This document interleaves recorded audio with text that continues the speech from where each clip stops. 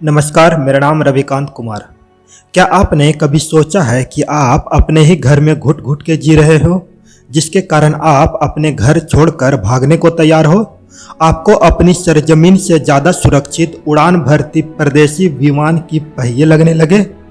कुछ इसी तरह के हालात है अफगानिस्तान में। वजहें बहुत है इसके पीछे, पर मैं उन तर्कों में नहीं पड़ना चाहता। मैं आज सिर्फ वहाँ की आवाम के बारे में बात करना चाहता हूँ। धर्म मनुष्य के लिए बनाया गया है ताकि शांति बना रहे, ना कि मनुष्य धर्म के लिए।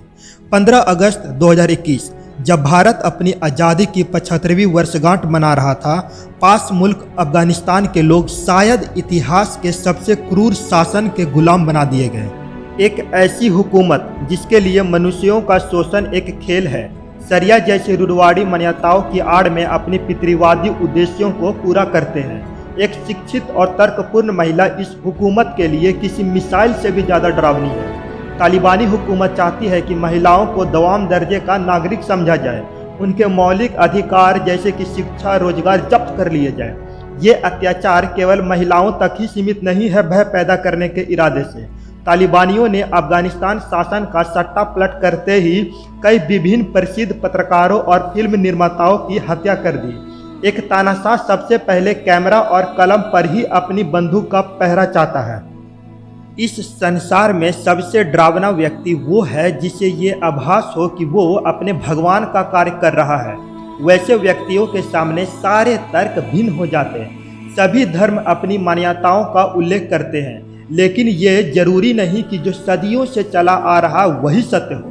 जहाँ तक मैं समझ सकता हूँ, धर्मों की रचना करने वालों की संगठन में भी महिलाओं का अनुपात कम रहा होगा, वरना कोई भी महिला शरिया और सती जैसी नियमों का समर्थन न करती।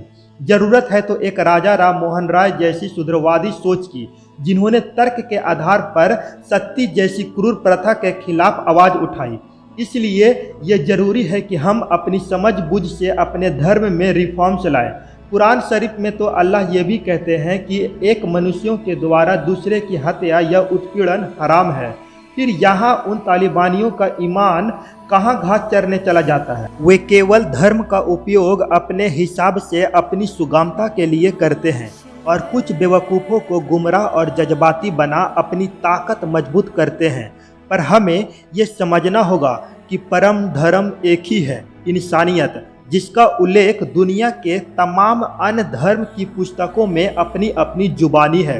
आइए हम और आप एक संकल्प लेते हैं कि हम अपने अपने धर्मों के अनुसार जिए, लेकिन यदि आपका धर्म इंसानियत और शांति प्रियता के खिलाफ जा रहा हो तो उसका साथ छोड़ उदार भावना को हमेशा ऊपर रखेंगे। किसी भी खुदा, भगवान, ईश्वर या गुरु के लिए मनुष्यों का मनुष्यों पर शोषण कभी इबादत नहीं हो सकता। जब कभी आपका धर्म आपसे अहिंसा कराए, ये समझ जाएं कि कोई आपका धर्म भ्रष्ट कर रहा है। इस नफरत से निकले और व्यक्ति से उसका धर्म, जात या लिंग जाने बिना सद्भावना और भाईचारे की प्रस्तुति दे, क्योंकि किसी ने ये खूब कहा है कि चमन में इख्तिलाते रंगोबूझ से बात बनती है। हम ही हम है तो क्या हम है, तुम ही तुम हो तो क्या तुम हो। सभी को मेरा नमस्ते।